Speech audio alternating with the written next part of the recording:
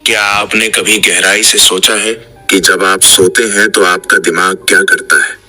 ये सवाल जितना सरल लगता है उतना ही रहस्यमयी, वैज्ञानिक और आध्यात्मिक है। जब दिन भर की थकान के बाद हम बिस्तर पर लेटते हैं और शरीर धीरे धीरे शिथिल पड़ने लगता है तो हमें लगता है कि हम बंद हो रहे हैं, लेकिन सच ये है कि तब असली कहानी शुरू होती है और उस कहानी का हीरो होता है हमारा मस्तिष्क। ये वही क्षण होता है जब दुनिया के शोरगुल से हटकर दिमाग अपनी प्रयोगशाला एक्टिवेट करता है। विज्ञान कहता है कि नींद के दौरान ब्रेन सिर्फ आराम नहीं करता, बल्कि वो गहरे स्तर पर रिपेयर, रिफ्रेश और रिस्ट्रक्चर करता है।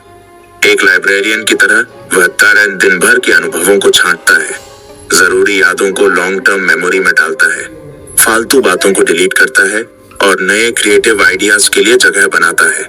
नींद की प्रक्रिया फेजेस में चलती है, N1, N2, N3 और N4, और फिर आता है REM यानी रैपिड आई मूवमेंट, जहां जादू सच में होता है। REM फेज में EEG मशीन पर ब्रेन का पैटर्न वैसा ही दिखता है जैसा कि कोई इंसान जागते हुए इंटेंस सोच रहा हो। लेकिन ये सब सिर्फ विज्ञान नहीं है। हमारे वेदों और उपनिषदों में नींद को योग निद्रा कहा गया है, यानी ऐसा गेटवे जिसमें आत्मा और ब्रह्म के बीच सटल कनेक्शन होता है। योग निद्रा वो अवस्था है जहां ऋषियों को दिव्य ज्ञान मिला, और आज न्यूरोसाइंस कहता है कि यही वो समय है जब ग्लिम्फेटिक सिस्टम सक्रिय होता है, यानी दिमाग खुद की सफाई करता है, टॉक्सिन्स बाहर निकालता है, डैमेज सेल्स को रिपेयर करता है और मानसिक संतुलन को रीसेट करता है। एक तरफ हार्मोन्स का रिलीज, दूसरी तरफ ब्रेन केमिकल्स का रीसेट, सब कुछ कोऑर्डिनेटेड होता है, सिर्फ इसलिए ताकि अगली सुबह हम क्लियर थिंकिंग, शार्प मेमोरी और स्टेबल इमोशंस के साथ उठें। अगर ये सब ना हो, यानी नींद पूरी ना हो, तो इंसान का दिमाग धीरे धीरे बोझिल हो जाता है, कंफ्यूजन बढ़ता है, मूड स्विंग्स, एंजाइटी और मेमोरी लॉस होने लगता है। हार्वर्ड के शोध बताते हैं कि क्रॉनिक स्लीप डिप्रिवेशन से अल्जाइमर्स तक का खतरा बढ़ जाता है। फिर भी आज की दुनिया में नींद को मजाक बना दिया गया है, नींद बाद में ले लेंगे, सक्सेस चाहिए तो सोना छोड़ दो, जैसे जहरीले मोटिवेशनल कोट्स हमारी लाइफस्टाइल को बर्बाद कर रहे हैं। सच्चाई ये है कि जो लोग डिसिप्लिन स्लीप लेते हैं उनकी डिसीजन मेकिंग स्किल्स तेज होती हैं, उनकी इमोशनल इंटेलिजेंस स्ट्रांग होती है और उनकी प्रोडक्टिविटी दुगनी होती है। दुनिया के महान लोगों की नींद की आदतों पर नजर डालें तो पता चलता है कि एल्बर्ट आइंस्टाइन रोज 10 घंटे सोते थे, विंस्टन चर्चिल दिन में 2 बार सोते थे, और हमारे अपने श्री कृष्ण ने गीता में भी स्पष्ट कहा, न अधिक सोने वाला न अधिक जागने वाला वही व्यक्ति योग में सिद्ध होता है, यानी नींद में संतुलन सबसे जरूरी है। अब आइए इस रहस्य को और खोलते हैं। जब आप नींद में जाते हैं तो सबसे पहले होता है N1 स्टेज। ये लाइट स्लीप होती है, जब आंखें धीरे धीरे बंद होती हैं और दिमाग अल्फा वेव्स से थीटा वेव्स की ओर शिफ्ट करता है।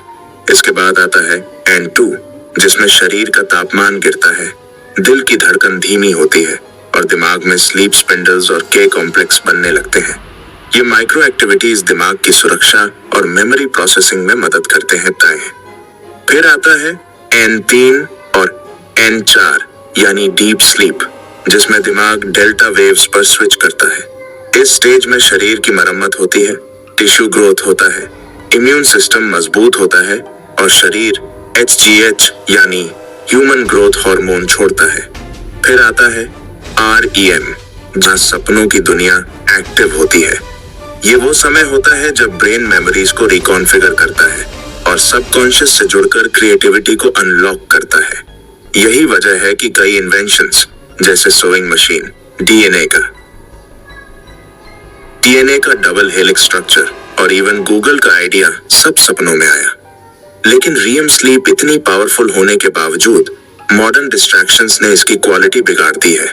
मोबाइल स्क्रीन की ब्लू लाइट मेलाटोनिन को सप्रेस करती है, लेट नाइट बिंज वॉचिंग हमारे सर्केडियन रिदम को डिस्टर्ब करती है और रात में अधिक सोचने की आदत हमारे दिमाग को हाइपर अलर्ट बना देती है। इसका नतीजा incomplete sleep cycles, brain fog और इवेंचुअली मेंटल बर्नआउट। अब सवाल है हम क्या करें? सबसे पहले नींद को प्रायोरिटी दें। जैसे हम जिम, डाइट और रीडिंग को शेड्यूल करते हैं, वैसे ही सोने का टाइम फिक्स करें। सोने से कम 1 घंटे पहले स्क्रीन बंद कर दें। गर्म पानी से स्नान, धीमी रोशनी, आरामदायक बिस्तर और फिर हल्का संगीत, ये सब सिग्नल्स हैं ब्रेन को कि अब सोने का समय है। रात को कैफीन अवॉइड करें और अगर जरूरत हो तो चमेली चाय, ग्रीन टी या गुनगुना दूध ले सकते हैं। ध्यान और ब्रीदिंग एक्सरसाइजेस से भी डीप स्लीप को बढ़ावा मिलता है। सपनों की दुनिया भी समझनी जरूरी है। अक्सर हम सपनों को बकवास समझते हैं, लेकिन कार्ल युंग जैसे महान मनोवैज्ञानिक कहते हैं, dreams are messages from the unconscious, यानी आपके अवचेतन की आवाज जो आपको कुछ बताना चाहती है।